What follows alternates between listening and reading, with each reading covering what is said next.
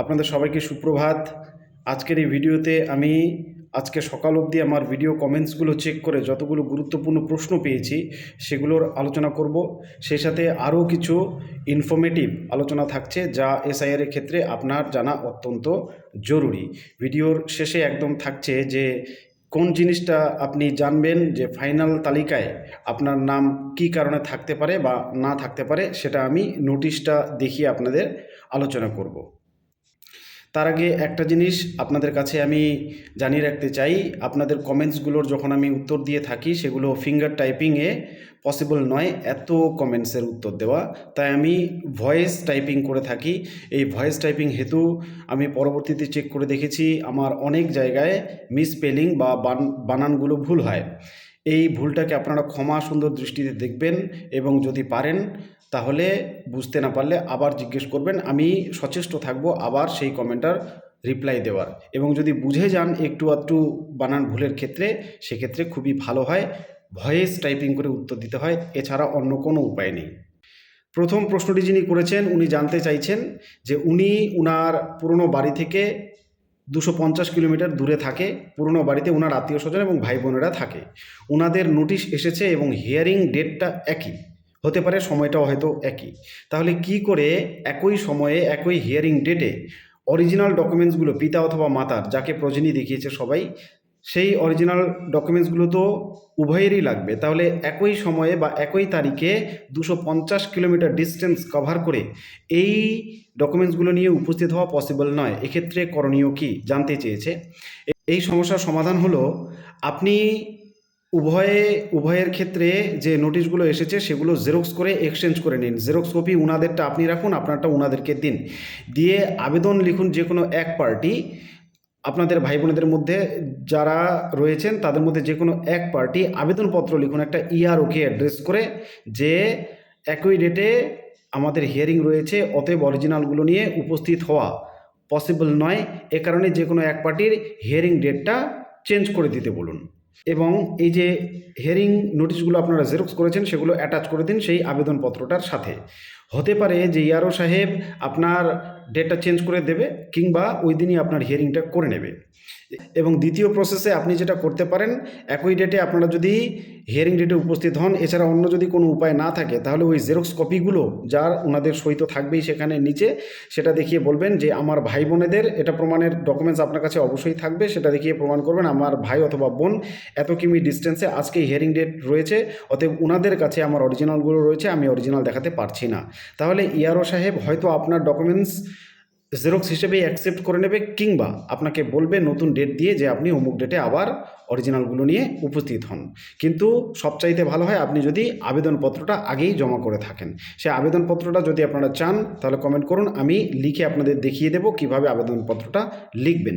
বেশ কিছু ক্ষেত্রে আবেদনপত্রের প্রয়োজন পড়ছে, আপনাদের কোন কোন ক্ষেত্রে আবেদনপত্রের প্রয়োজন যদি প্রয়োজন পড়ে আমাকে বলুন, আমি পিডিএফ করে টাইপ করে আপনাদের দেখিয়ে দেবো, আপনারা সেখান থেকে কপি করে লিখতে পারেন। এর পরের প্রশ্নে একজন জানতে চাইছে হিয়ারিংয়ে উপস্থিত হতে পারিনি, কারণ বিভিন্ন রকম হতে পারে। যেমন ইনার ক্ষেত্রে কারণটা হলো ইনি নোটিশটা পরে হাতে পেয়েছেন বা পরে জানতে পেরেছেন, সে কারণে 27 তারিখ ইনার ছিল হিয়ারিং, কিন্তু আজকে ইনি নোটিশটা হাতে পেয়েছেন বা পরিষ্কার জানতে পারলেন। তাহলে এক্ষেত্রে ইনার করণীয় কী? তাহলে আপনি বিএলওকে প্রথমে জানান যে এই দেরিটা কেন হলো। বিএলও আপনাকে যা উত্তর দেবে তার পরিপ্রেক্ষিতে আপনিও একটা আবেদন করুন ইআরও সাহেবকে যে আপনি যে কারণে হিয়ারিংটা মিস করেছেন সেটা উল্লেখ করুন এবং নতুন আপনার হিয়ারিং তারিখ দেওয়ার জন্য আবেদন করুন। আপনি যখন আবেদনপত্রটা করতে যাবেন সেখানেই হয়তো আপনার সমস্যার সমাধান হয়ে যাবে। এবং এই যে সামনে দুটো কেস আমি আলোচনা করলাম, এই দুটোর ক্ষেত্রেই একটা জিনিস প্রযোজ্য, সেটা হচ্ছে গত 24শে জানুয়ারি থেকে আপনাদের যত রকমের অভিযোগ আছে সেগুলো জমা দেওয়ার আদেশ কিন্তু রয়েছে, অতএব আপনাদেরকে ফিরিয়ে দেবে না। আপনারা চাইলে যখন আবেদনপত্রটা জমা দিতে যাবেন তখন সমস্ত ডকুমেন্টসগুলো সঙ্গে নিয়ে যাবেন, হয়তো বা তখনই আপনার হিয়ারিং হয়ে যেতে পারে। পরের প্রশ্নে একজন জানতে চাইছেন মারাত্মক গুরুতর একটা কেস, বলছে মায়ের সাথে আমার বয়সের পার্থক্য 14 বছর, এ কারণে নোটিশ এসেছে এবং এই নোটিশে আমাকে আনম্যাপড করে দেওয়া হয়েছে। আনম্যাপড, এই ক্ষেত্রে ব্যাপারটা একটু গণ্ডগোল মনে হচ্ছে, কারণ আনম্যাপড কারা সেটা আগে জানতে হবে। আনম্যাপড হচ্ছে যাদের 2002-এর তালিকায় নিজেদের নাম নেই, কিংবা যারা 2002-এর তালিকায় কাউকে লিঙ্ক করাতে পারেনি, বাবা মা ঠাকুরদা ঠাম্মা দাদু দিদা তাদের কাউকে লিঙ্ক করাতে পারেনি, একমাত্র তারাই আনম্যাপড। আপনার বাবা অথবা মা ঠাকুরদা ঠাম্মা দাদু দিদার মধ্যে যে কোনো একজন যদি 2002-এর তালিকায় থেকে থাকে, তাহলে আপনি কিছুতেই আনম্যাপড নন। যদি আনম্যাপড আপনাকে করে দেওয়া থাকে তাহলে সেটা ভুল হয়েছে কোনো ক্ষেত্রে। ইনি আরও বলছেন যে ইনি ইআরও সাহেবকে অভিযোগ করেছিলেন এবং কিছু ডকুমেন্টস জমা করতে চেয়েছিলেন, কিন্তু সেটা গ্রাহ্য হয়নি, এনাকে ফিরিয়ে দেওয়া হয়েছে। এখানেই গণ্ডগোলটা মনে হচ্ছে আপনার কোথাও ভুল হচ্ছে। আপনি বিএলওর সঙ্গে ভালো করে কথা বলে নিন। আমি যেটা বললাম 2002-এ আপনার কোনো লিঙ্কেজ থাকলে আপনি কিছুতেই আনম্যাপড নন। তো আপনার এই যে গড়বড়িটা হয়েছে এটা নিয়ে আবেদনপত্র লিখুন। অভিযোগ জানানোর সময়সীমা শুরু হয়েছে গত 24শে জানুয়ারি থেকে, এখন সেটা চলছে। আপনার অভিযোগপত্র পাওয়ার পর আপনার অভিযোগপত্রের উপরে আপনার ডকুমেন্টসগুলো বিচার করে আপনার কিন্তু শুনানি হবে, সেই দিন চলছে। আপনি ফেব্রুয়ারি মাসের 3 তারিখ অবধি 10 দিন, 24 থেকে 10 দিন এক্সটেন্ড করেছিল ডেটটা, অর্থাৎ ফেব্রুয়ারি মাসের 3 তারিখ অবধি এই ডেটটা চলছে হিসাব মতো। তাহলে এর মধ্যে আপনি অভিযোগপত্রটি জমা করে দিন, তাহলে আপনার সমস্যার সমাধান হয়ে যাবে। যাদের এরকম সমস্যা রয়েছে তারা অতি সত্বর, যে অভিযোগ জানানোর সময়সীমা কিন্তু চালু হয়ে গেছে, আপনারা আপনাদের সমস্যাটা সুন্দর করে গুছিয়ে নিয়ে লিখে বিএলওর সঙ্গে আলোচনা করে তারপরে অভিযোগপত্রটা জমা করে দিন। আশা করি আপনারা নতুন হিয়ারিংয়ের ডেট পাবেন এবং আপনাদের সমস্যার সমাধান হবে। যদিও এক্ষেত্রে এই সমস্যাটা আমার বেশ গুরুতর এবং ভুল মনে হচ্ছে। হয় ইনি আমাকে ভুল বলছেন, কিংবা কারো দ্বারা এই কেসটা ভুল হয়েছে, যেটা অতি অবশ্যই সমাধান হওয়া জরুরি। অন্যথায় ইনার নাম কিন্তু এনরোলমেন্ট তালিকায় থাকাটা বেশ কঠিন হয়ে যাবে।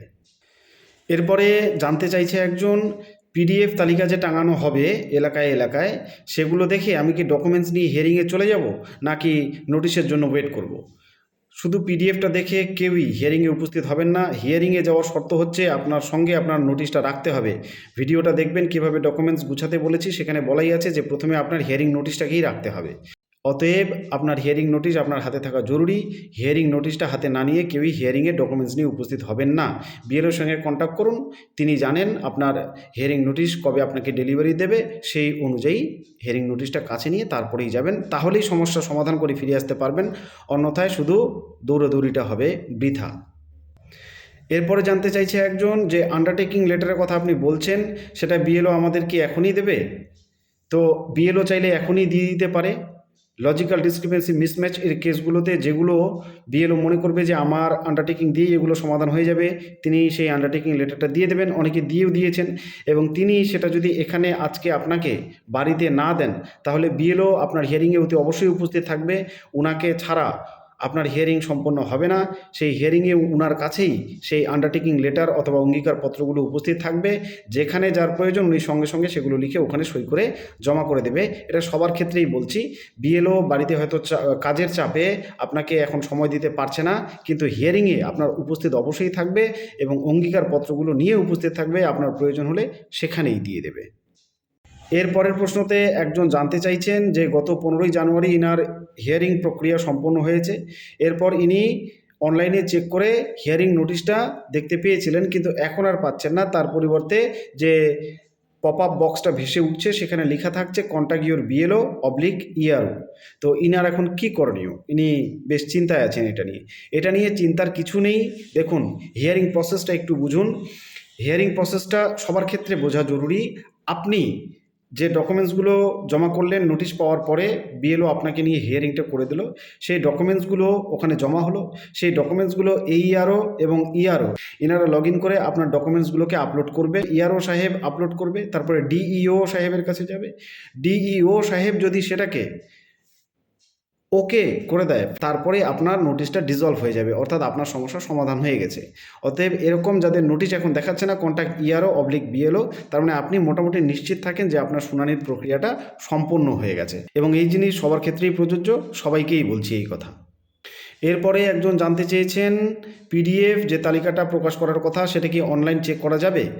এই পিডিএফ শুধুমাত্র অফলাইনে তালুকাগুলোতে, জিপি অফিসে, ব্লক অফিসে এবং ওয়ার্ডগুলোতে টাঙাতে বলেছে। অনলাইনে এটা অ্যাভেলেবেল নয়। পরের প্রশ্নটা খুবই গুরুত্বপূর্ণ। বলছে আমি তো প্রজনী দেখিয়েছি আমার বাবাকে, এখন হিয়ারিং নোটিশ এসেছে, আমি সেই অনুযায়ী ডকুমেন্টসগুলো গুছিয়ে নিয়েছি। এখন দুজনের ডকুমেন্টস হবে, একজন আমার নামে যদি নোটিশ আসে আমার, এবং যাকে প্রজনী দেখিয়েছি মানে আমার বাবাকে ধরুন, তাহলে তার দুজনের ডকুমেন্টস। এখন কার ডকুমেন্টসে কে সই করবে? এটা একটা মারাত্মক কনফিউশন, এ জাতীয় অনেকেই এই কনফিউশনটাতে ভুগছেন। তো প্রথমে হিয়ারিংয়ে আপনি যাচ্ছেন, তাহলে প্রত্যেকটা ডকুমেন্টসে আপনি সই করবেন, প্রত্যেকটা ডকুমেন্টসে আপনি সই করবেন। এবং আপনার পিতার যে ডকুমেন্টসগুলো রয়েছে বা যাকে প্রজনী দেখিয়েছেন তার যে ডকুমেন্টসগুলো রয়েছে, প্রয়োজনে তার ডকুমেন্টসগুলোতে তার সইটাও নিয়ে রাখবেন আপনার সিগনেচারের নিচে। বোঝা গেল? এবং আপনি যেখানে সিগনেচার করেছেন তার ডকুমেন্টসগুলোতে সেখানে ব্র্যাকেট দিয়ে আপনার সম্পর্কটা লিখে লিখে রাখতে পারেন, অর্থাৎ ছেলে। বোঝা গেল? তাহলে আর কোনো কনফিউশন থাকবে না। আপনার ডকুমেন্টসগুলোতে শুধু আপনার সিগনেচার, এবং যাকে প্রজনী দেখিয়েছেন তার ডকুমেন্টসগুলোতে আপনার সিগনেচার প্লাস প্রজনীর সিগনেচার নিয়ে রাখবেন, তাহলে আর কোনো কনফিউশন থাকবে না। আপনার সিগনেচার প্রত্যেকটা ডকুমেন্টসেই জরুরি থাকা চাই। এরপর একজন জিজ্ঞেস করছে যে আমরা 7 ভাই বোন, সব থেকে ছোট দুজনের মধ্যে একজন 18 হলো, উনি ভোটের জন্য অ্যাপ্লাই করেছে, এবং তারপরের জন আরও ছোট, ওনার ভোটের বয়স হয়নি। এবার প্রবলেমটা হলো ইনার যে বাবা মা যেই বুথে ছিল 2002 সালে, সেই বুথ থেকে এনারা ট্রান্সফার হয়ে অন্য বুথে চলে গিয়েছে। এখন জানতে চেয়েছে যে তাহলে আমরা এক্ষেত্রে কোন বুথের ডিটেলসটা দেব। এই সমস্যার সবচাইতে সংক্ষিপ্ত সমাধান হচ্ছে, আপনি যদি হিয়ারিং নোটিশ পেয়ে থাকেন সেখানে আপনার সব ডিটেলস দেওয়াই আছে বুথের এবং বাকি ডিটেলসগুলো, তাহলে সেগুলোই ভরবেন। এরপরেও যদি কনফিউশন থাকে তাহলে আপনি যে বিএলওর কাছ থেকে এসআইআর ফর্মটা পেয়েছেন তাকেই জিজ্ঞেস করুন। যেই বুথ থেকে এসআইআর ফর্ম পেয়েছেন সেই বুথেই আপনার ডকুমেন্টসগুলো জমা হবে। আপনার পিতামাতা যে নতুন বুথে গিয়েছে সেখানে ওনার 2002-এর ডিটেলসটা থাকবে, কিন্তু 2025-এর ডিটেলসটা তো আগের বুথেই থাকবে। তাহলে ওনাদেরও কিন্তু ওই আগের বুথের 2002-এর বুথে যেখানে ওনারা ছিলেন সেই ডিটেলসটাই কিন্তু ওনাদেরকেও ভরতে হবে। তারপরেও যদি কনফিউশন থেকে থাকে তাহলে আপনি বিএলওর সঙ্গে কন্ট্যাক্ট করুন, বিএলও আপনাকে সব কিছু জানিয়ে দেবে, বিএলও জানে এই ব্যাপারটা। এরপরে আসি নো ম্যাপিং ফিল্ড ভেরিফিকেশন প্রসেসটা নিয়ে আমি যে ভিডিওটা দিয়েছিলাম সেই সম্পর্কিত আলোচনায়। অনেক বিএলও স্যার আমার ভিডিওতে কমেন্ট করে জানতে চেয়েছে যে আমাদের কাছে নো ম্যাপিং ফিল্ড ভেরিফিকেশন নিয়ে এখনও কোনো নোটিফিকেশন নেই। অনেকে আমাদের কাছে জানতে চাইছে যে 5 জনের ডিক্লারেশন এবং বিএলও ডিক্লারেশন দিয়ে এই যে কাগজ জমা হবে তারপরে যে ফিল্ড ভেরিফিকেশন হবে, এই নিয়ে ওনারা অনেকে এখন এই প্রসেসে এগিয়েও যাননি, ওনাদের কাছে কোনো নোটিশও নেই। তো ওনারা কী করবেন? এই কথাটা একদমই বাস্তব যে অফিসিয়ালি এখনও এটা নিয়ে কোনো নোটিফিকেশন হয়নি, যদিও কিছু কিছু ডিস্ট্রিক্ট লেভেল থেকে এরকম অর্ডার আছে, কিন্তু ইসিআই এর সরাসরি অফিসিয়াল কোনো নোটিশ এখনও পাবলিশ হয়নি। আমি আনঅফিসিয়ালি এই প্রসেসটাকে এগিয়ে রাখতে বলেছিলাম যাতে পরবর্তীতে দৌড়দৌড়ি না হয়। আপনাদের এখন ওয়েট অ্যান্ড সি যে নোটিফিকেশনটা কবে পাবলিশ হয়। যবে নোটিফিকেশন পাবলিশ হবে তবে কিন্তু আমি যেটা বলেছি সেটা প্রযোজ্য হবে, তার আগে নয়।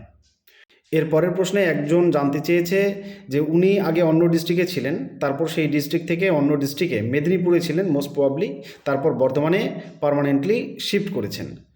তো উনি জানতে চাইছেন এখন ওনার যে কোনো ফর্মে যদি নোটিফিকেশন এসে থাকে তাহলে কোন অ্যাড্রেসটা উনি ফিল করবেন। এই অ্যাড্রেস ফিল আপটা সবার ক্ষেত্রেই প্রযোজ্য, সবাইকেই ঠিকানা দিতে হচ্ছে। যাদের ঠিকানা চেঞ্জ হয়েছে তারা মনে রাখবেন যে কোনো ক্ষেত্রে যে কোনো ফর্মে আমাদের কিন্তু দুটো অপশনই থাকে, একটা হচ্ছে পার্মানেন্ট অ্যাড্রেস অর্থাৎ বর্তমান ঠিকানা, আর একটা ওল্ড অ্যাড্রেস বা আদি ঠিকানা। আপনি দুটোই দেবেন।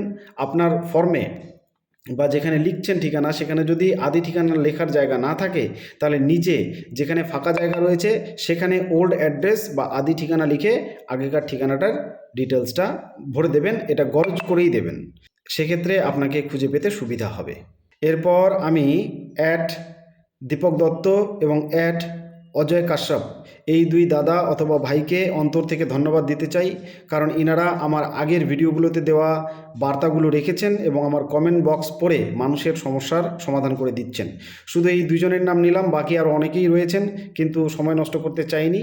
পরের ভিডিওগুলোতে বাকিদের নাম যারা ধন্যবাদ দিচ্ছেন তাদেরও আমি ডিসপ্লে করতে পারি, কিন্তু এই মুহূর্তে সমস্যা এবং সমাধানগুলো আলোচনা করা জরুরি বলে আমি সেই পদ্ধতিটাতে এগোচ্ছি না।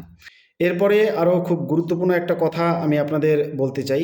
দেখুন, অনেক মানুষ বেশ কঠোর সমালোচনা করছে আমার কমেন্ট বক্সে এসে, সমালোচনাকে আমি গ্রহণ করছি, ঠিক আছে, কিন্তু আমি স্বীকার করতে চাই যে আমিও একজন হিউম্যান বিং, ভুল আমারও হতে পারে, এবং আমি যে ইনফরমেশনগুলো পাই সেগুলো ইনস্ট্যান্টলি আপনাদের কাছে পৌঁছে দেওয়ার চেষ্টা করি, যাতে করে আপনারা খুব দ্রুত প্রস্তুতি নিয়ে নিতে পারেন, কারণ হাতে তো সময় খুবই কম এবং সবাই কর্মব্যস্ত মানুষ। কিন্তু পরবর্তীতে আবার নতুন নোটিফিকেশন এসে অনেক ক্ষেত্রে সেই আগেকার দেওয়া তথ্যগুলো পাল্টে যায়। এক্ষেত্রে আপনারা ভুলটা ধরে বসে থাকেন। তারপরেও আমি স্বীকার করছি, কিছু ক্ষেত্রে আমি মানুষ হিসেবে আমার ভুল হতে পারে, আমি স্বীকার করছি। এটাকে ক্ষমা সুন্দর দৃষ্টিতে দেখবেন। প্রত্যেকটি ভিডিও মানুষের কাছে পৌঁছে দেওয়ার আবেদন জানাই এবং পাশে থাকার আবেদন জানাই। সমস্যাগুলো তুলে ধরুন।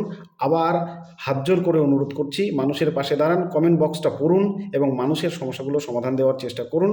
আমি যতটা পারছি পাশে থাকছি, আপনারাও পাশে থাকুন, তাহলে অনেক হেল্প হবে। পরবর্তীতে আমরা যখন ফাইনাল তালিকা প্রকাশিত হবে 14ই ফেব্রুয়ারি, এখনও অবধি তারিখ এটাই ফাইনাল রয়েছে, চেঞ্জ হতেও পারে, তখন যেন আমরা সবাই সবার মুখে খুশি দেখতে পাই, হাসি দেখতে পাই, এটাই অন্তর থেকে প্রার্থনা করি এবং এই প্রচেষ্টাই করে চলেছি।